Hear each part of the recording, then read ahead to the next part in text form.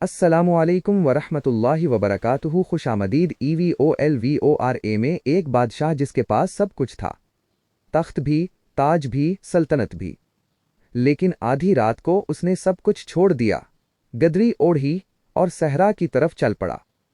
کیوں؟ اس نے وہ چیز پالی جو دنیا کی کوئی سلطنت نہیں دے سکتی۔ آخر تک دیکھیں، کیونکہ اصل سبق ابھی باقی ہے۔ ایک نقاب پوش بزرگ کا واقعہ۔ ایک دفعہ کا ذکر ہے کہ ایک نقاب پوش بزرگ زمانہ جاہلیت میں عرب کے کسی علاقے کے بادشاہ تھے۔ یہ پہلے عشق مجازی، عورتوں اور بیریش لڑکوں کے عشق میں مبتلا تھے اور بہت اچھے شاعر تھے، حکومت اور ملک کے حریص تھے۔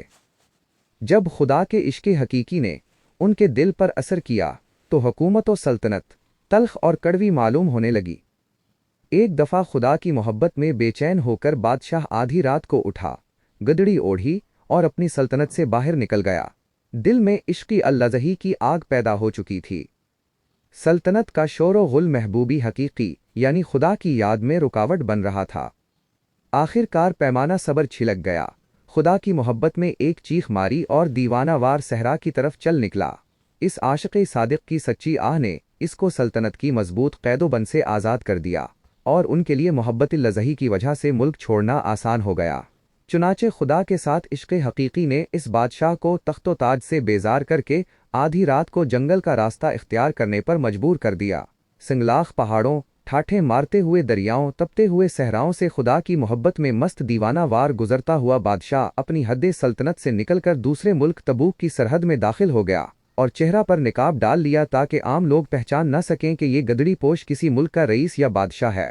ملک تبوک میں اس بادشاہ پر جب کئی فاقے گزرے اور برداشت سے باہر ہو گیا تو ضعف اور کمزوری سے مجبور ہو کر مزدوروں کے ساتھ اینٹیں بنانے لگا۔ عام حالات میں اگرچہ چہرے پر نقاب پڑا رہتا تھا، لیکن جب کبھی ہوا کے جھونکوں سے نقاب ہٹ جاتا تو شاہی چہرے کا رعب اور جلال مزدوروں پر ظاہر ہو جاتا۔ آخر کار مزدوروں میں تذکرے ہونے لگے کہ یہ نقاب پوش کسی ملک کا سفیر یا کسی سلطنت کا بادشاہ معلوم ہوتا ہے۔ رفتہ رفتہ یہ خبر ساری سلطنت میں مشہور ہو گئی اور تبوک کے بادشاہ تک بھی پہنچ گئی۔ ادھر بادشاہ کو فکر ہوئی کہ مزدور کے بھیس میں کسی دوسری سلطنت کا بادشاہ یا سفیر کہیں جاسوسی نہ کر رہا ہو اور میری سلطنت کے راز معلوم کر کے حملہ آور ہونے کا منصوبہ نہ بنا رہا ہو۔ تحقیق کرنی چاہیے کہ آخر ماجرا کیا ہے۔ شاہی تبوک نے فوراً سامان سفر باندھا اور خفیہ طور پر حالات معلوم کرنے کے لیے مزدوروں کے جھرمٹ میں گھس گیا جہاں وہ نقاب پوش بادشاہ اینٹیں بنا رہا تھا۔ بادشاہ نے اس کے علاوہ تمام مزدوروں کو دور ہٹا دیا اور اس کا نقاب اٹھا دیا۔ بادشاہ نے اس کے چہرہ کی رونق اور خوبصورتی کو دیکھتے ہی پہچان لیا کہ بادشاہ معلوم ہوتا ہے۔ چنانچہ بادشاہ نے ان سے دریافت کیا کہ آپ اپنے صحیح حالات سے مجھے آگاہ کیجیے۔ آپ کا یہ روشن اور چمکتا ہوا چہرہ گواہی دیتا ہے کہ آپ کسی ملک کے بادشاہ ہیں۔ سچ سچ بتلائیے کہ آخر آپ نے یہ فقیری اور مسکینی کس وجہ سے اختیار کی ہے۔ تبوک کے بادشاہ نے مزید متاثر ہو کر کہا، آپ نے اپنی راحت اور بادشاہت کو قربان کر کے تکلیف اور مشقت کو کیوں اختیار کیا؟ تبوک کے بادشاہ نے اس کے حوصلے کی داد دیتے ہوئے کہا، اے عالی حوصلہ، آپ کی اس ہمت پر میری یہ سلطنت تبوک ہی نہیں بلکہ سینکڑوں سلطنتیں قربان ہوں۔ مجھے جلد اپنے راز سے آگاہ کیجیے۔ شاہی تبوک نے درخواست کی، اگر آپ میرے پاس مہمان رہیں تو میری خوش نصیبی ہوگی اور آپ کے قرب سے میری ایک جان خوشی سے 100 جان کے برابر ہو جائے گی اور میرے لیے بڑی سعادت اور خوش نصیبی کی بات ہوگی۔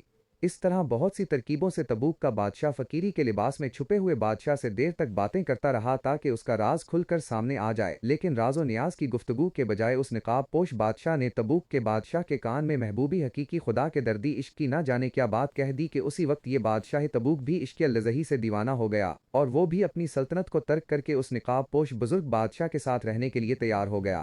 آدھی رات کو یہ دونوں بادشاہ اس ملک سے نکل کر کسی اور سلطنت میں چل دیے تاکہ مخلوق پریشان نہ کرے اور دل کی فراغت کے ساتھ محبوبی حقیقی خدا کی یاد میں مشغولیت نصیب ہو۔ یہ دونوں بہت دور تک چلتے رہے، یہاں تک کہ کسی تیسری سلطنت میں داخل ہو گئے۔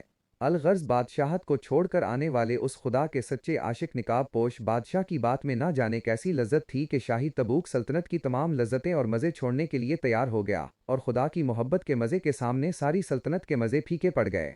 مذکورہ واقعہ سے حاصل ہونے والا سبق۔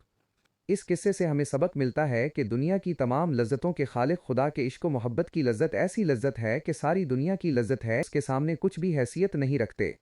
اس واقعہ سے یہ بھی معلوم ہوا کہ اگر کوئی شخص عشق حقیقی یعنی خدا کی محبت کی دولت سے محروم ہو تو کسی ایسے کامل خدا والے کے ساتھ سچی دوستی کر لے جس کا دل خدا کی محبت سے لبریز ہو تو خدا اس کو بھی یہ دولت عطا فرما دیں گے۔ تو یہ تھی آج کی کہانی۔ ایک بادشاہ نے تخت چھوڑا، دوسرے بادشاہ نے سلطنت چھوڑی، دونوں نے دنیا کی ساری لذتیں چھوڑیں۔ کیوں؟ کیونکہ انہوں نے خدا کی محبت چکھ لی اور اس کے سامنے دنیا کی ہر لذت پھیکی لگنے لگی۔ سر آج ہم دنیا کی لذتوں میں کھوئے ہیں۔ پیسہ، شہرت، عہدہ، یہ سب ہمیں خدا سے دور کر رہے ہیں۔ آج سے ایک کام کریں، روزانہ صرف 5 منٹ خاموشی سے بیٹھ کر خدا کو یاد کریں، کیونکہ جس نے خدا کی محبت چکھ لی اس کے لیے دنیا کی ہر چیز بے معنی ہو جاتی ہے۔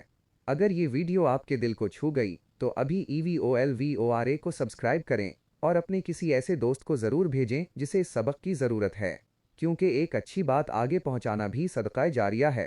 خدا آپ کو دنیا اور آخرت میں کامیاب فرمائے۔ آمین۔ پھر ملیں گے۔ خدا حافظ۔